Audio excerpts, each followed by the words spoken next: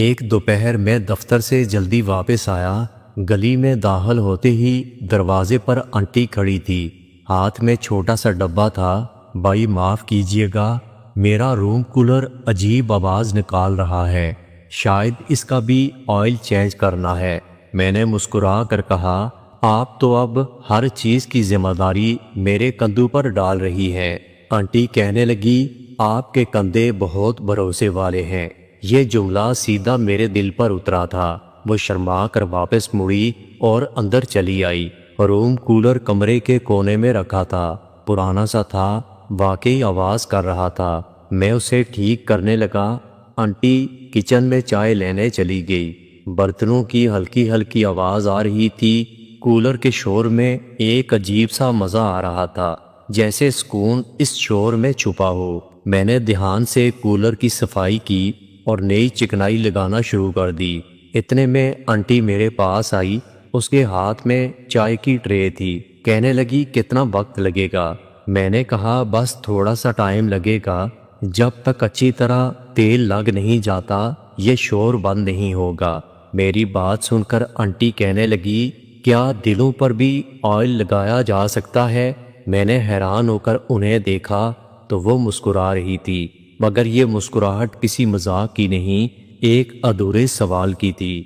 میں نے کہا، دل پر صرف وہی تیل لگتا ہے جو نیت سے نکلے اور جو بغیر چھوئے وہاں تک پہنچ جائے۔ خاموشی چھا چکی تھی۔ کولر بند ہوا، پنکھا رواں ہو چکا تھا۔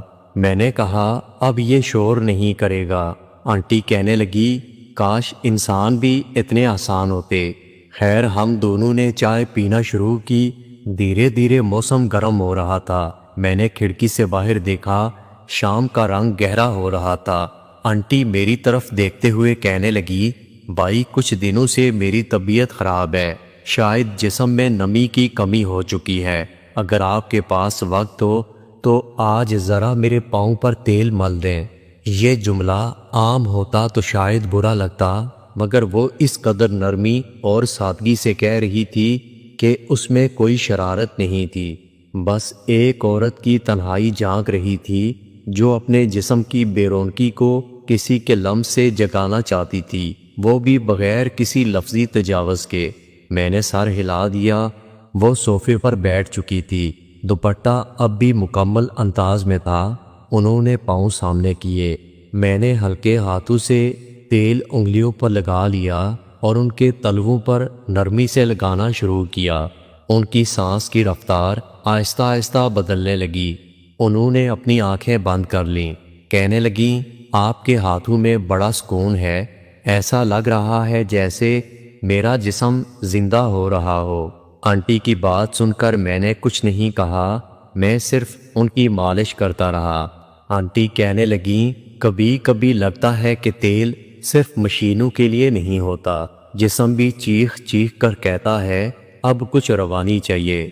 میں نے سر اٹھایا۔ ان کی آنکھوں میں نمی تھی، لیکن یہ آنسو نہیں تھے، یہ کسی دبے جذبات کی گواہی تھی۔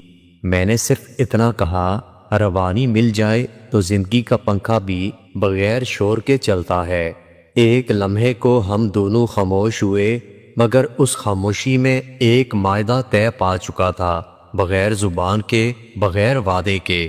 میں معمول پر اپنے روزمرہ کے کام کرتا رہا، مگر ہر رات جب فلیٹ کی خاموش دیواریں میرے گرد سناٹا بننے لگتیں، تب آنٹی کے وہ لمحے یاد آنے لگتے۔